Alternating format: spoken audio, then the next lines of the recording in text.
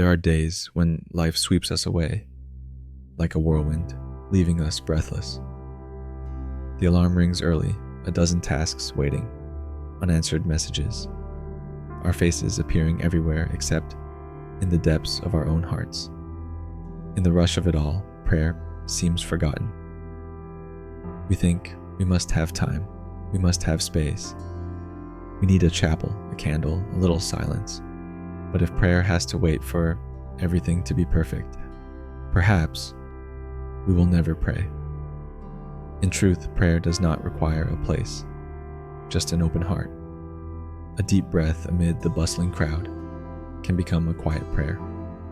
A loving glance, a small task done for God, a whisper in your heart, "Lord, I am here," can turn that moment into something sacred. For God is not far.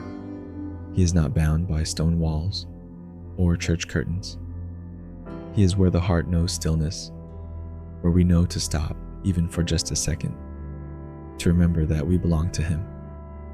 Today, we do not pray with long hours, but with hearts that are always ready, a heart that invites God into every little thing of the day, from when we open our eyes until we fall asleep, from a simple meal to a tense meeting, from driving the car to a peaceful walk outside.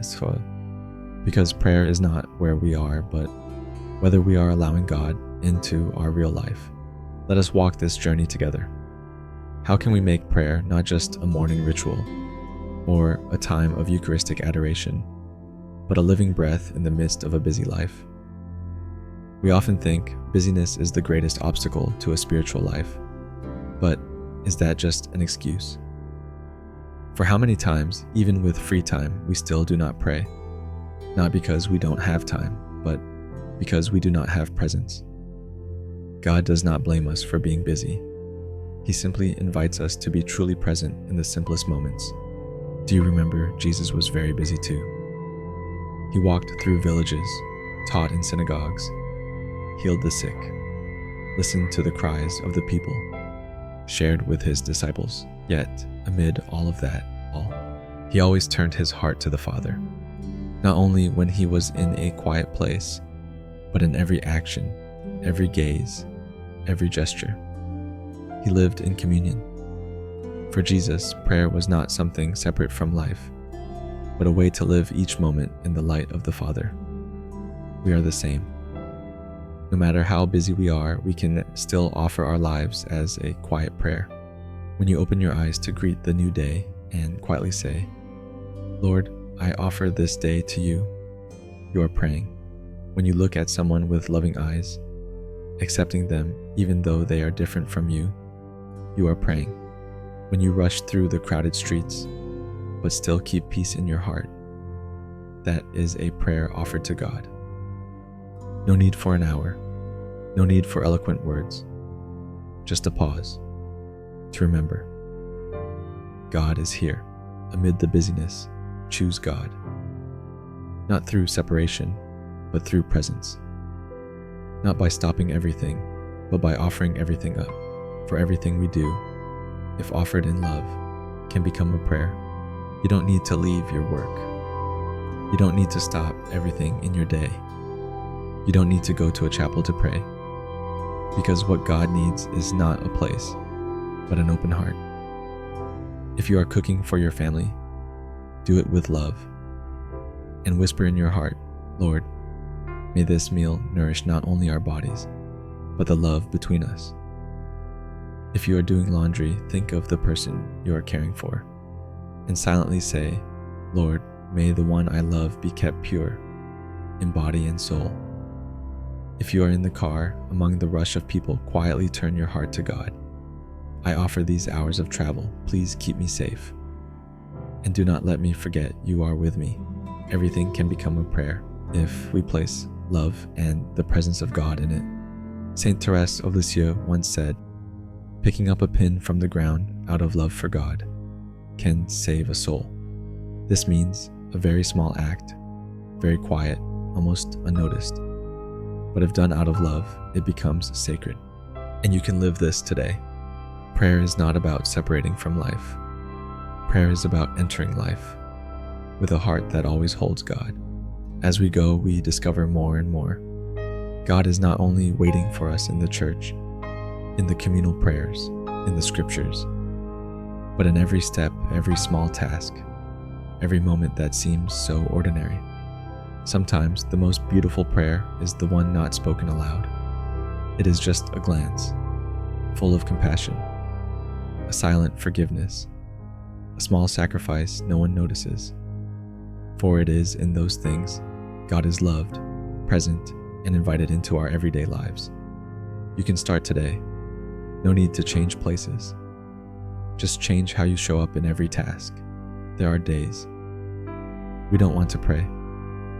Not because we turn away from God, but because we are too tired, too confused, too full of overwhelming emotions. And sometimes we go to a quiet corner, but our hearts are not at peace. Our thoughts keep spinning, our worries don't let go, and sometimes we cannot speak a word. But you know, prayer does not have to have words. Prayer is first and foremost presence. It is daring to bring that naked heart before God, not hiding, not pretending to be fervent, not trying to find fancy words, just saying, Lord, I don't know what to say today, but I am here, just to be with you. That's all.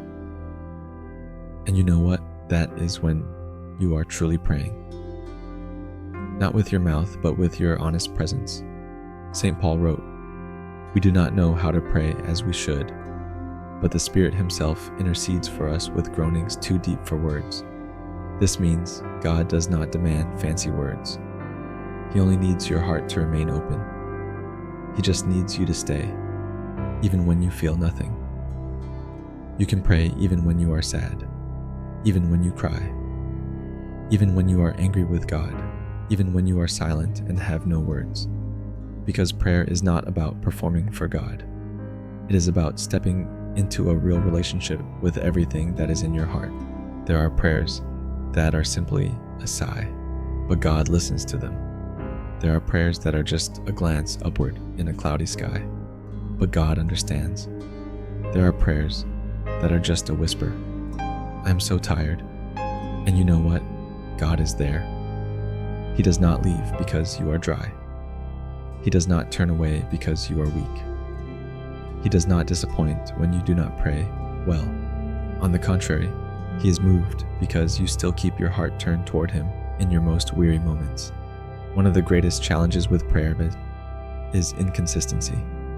We may pray fervently one day and then miss the next 3 days. Not because we don't want to, but because life is too busy.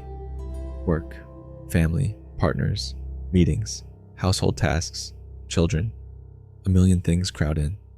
And so, prayer gets pushed aside. So what should we do?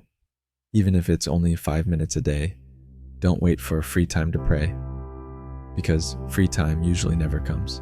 Treat prayer like an appointment with God, like an important meeting you cannot miss. Even when busy, you still make time for an urgent email, a meeting, or an important text message. So why not give 5 minutes to the one who loves you most?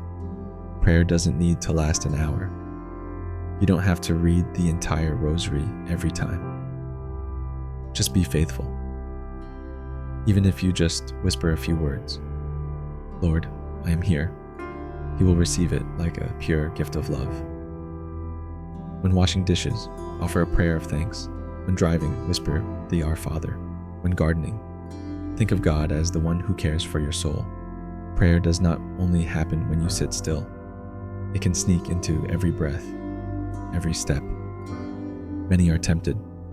I've forgotten today. Oh well, it's ruined. But God is not like us. He doesn't keep a missed session ledger like a bookkeeper. He only needs you to turn back. Each time, it is a new beginning. Prayer is not a race.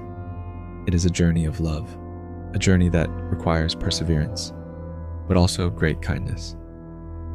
As the book of Sirach says, "My child, if you wish to follow the Lord, prepare yourself for testing, and be steadfast in your heart. Do not be hasty in time of calamity. And the challenge of our age is sometimes not persecution, but a schedule so packed it feels suffocating. Amidst this busyness, let's hold on to a brief moment like a breath for the soul. Because if you don't breathe, you will die. If your soul doesn't pray, it will wither. A life united with God does not demand you become a hermit, but simply that you know God is waiting for you every day. Prayer is not a task to complete. It is not a religious duty. Prayer is love. It is the quiet whisper of a child to their father. It is the breath of a soul that cannot live without its beloved. When you begin to love, you don't count the minutes spent with that person. You don't make notes. Today, we talked for 5 minutes. That's enough. You just want to be together, to listen, to share. And prayer is the same. It is not about how long, but whether the heart is present. God doesn't ask you to pray a certain number of prayers. He simply wants you to stay with Him, as a friend, as a child, as the purest lover of your soul. As Jesus says in the Gospel of John, "Abide in my love."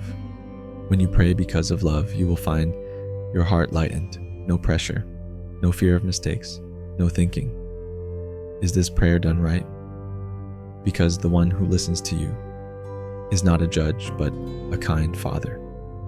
The one who waits for you is not there to interrogate, but to embrace you. Perhaps you have once seen prayer as a struggle, a challenge, something distant. But now, try coming closer. Sit down, be still, and whisper, "Lord, I don't know what to say, but I know you are here."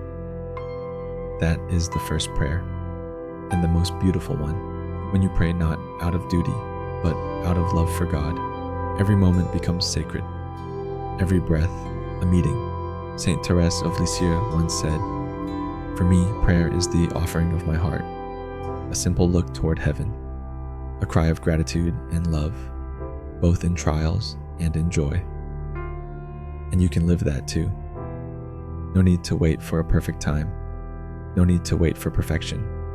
Just every day, a minute, a breath, a whisper of love. Prayer is not a burden, but a blessing. So today, you can start again, right now, right where you are. Close your eyes, take a slow breath, and say, "Lord, I return to you.